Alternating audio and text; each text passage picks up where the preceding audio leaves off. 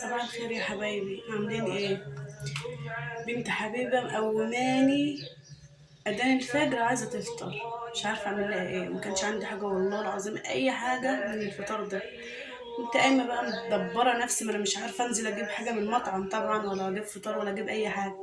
قلت ايه، اقوم اعمل لها فطار الساعه 6 دلوقتي. عملت لها فطار عشان لازم بتحكم عليا البت دي جامد. ونامت سابتني، عملت لها الفطار ونامت. عم اقولها كده.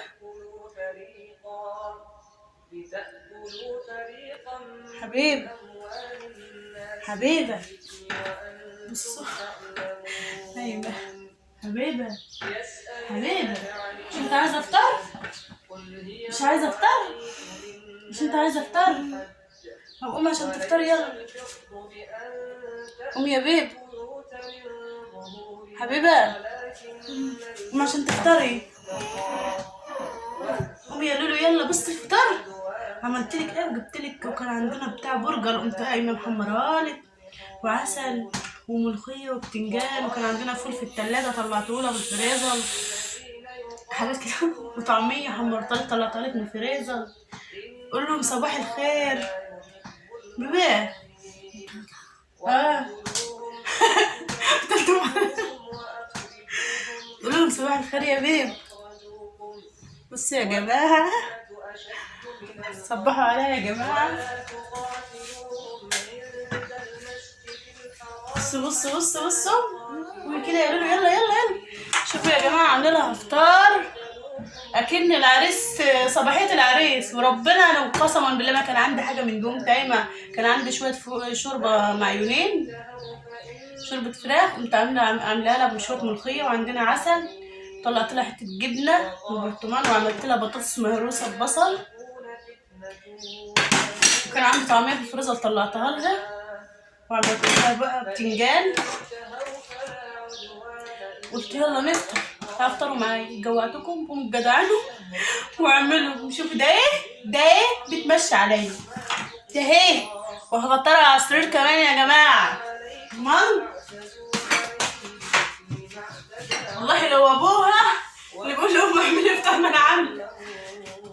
مقوماني من الفجر، اي والله مقوماني من اذان الفجر علشان اعمل لها افطار.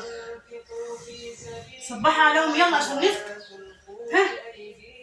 ها يا بيبي صبحي عليهم، هم صباح الخير.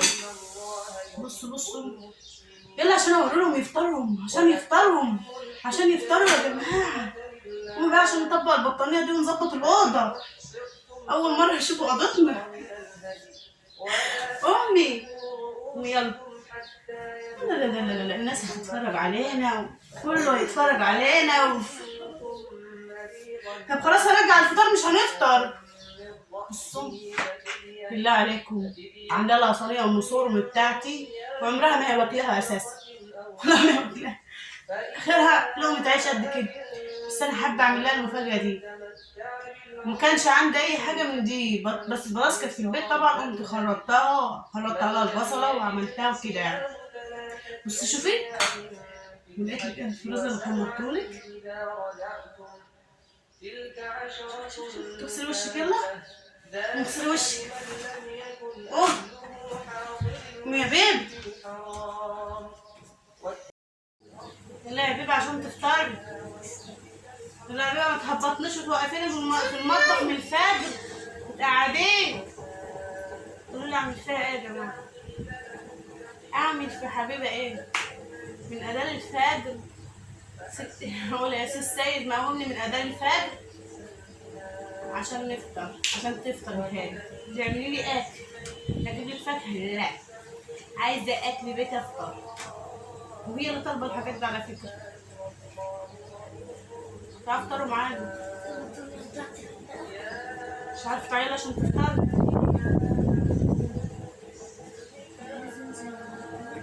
تحفه. صباح عليهم ماما صباح الخير. امشوا، طب تعالي افطر،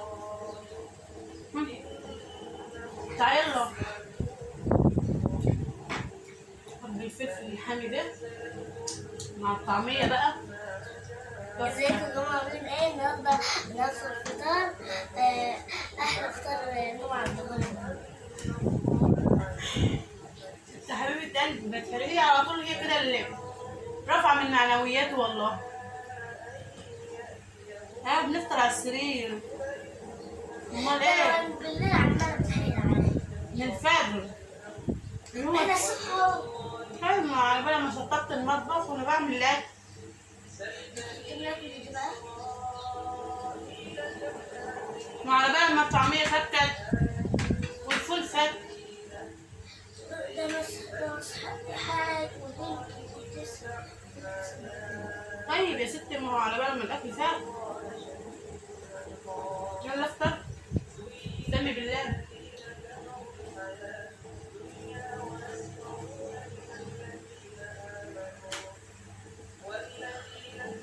البطاطس دي جميلة قوي يا جماعة. بخرط بصلة، بخرط البصل عليها واحط لها شوية زيت والبهارات والملح واوطي عليها النار.